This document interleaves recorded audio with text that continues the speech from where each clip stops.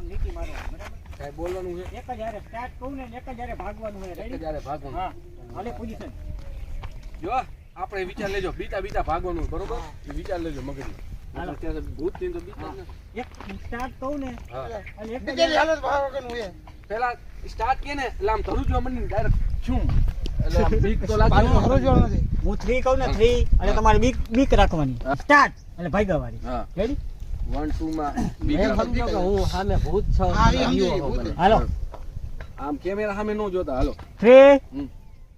2 હમ. 1 start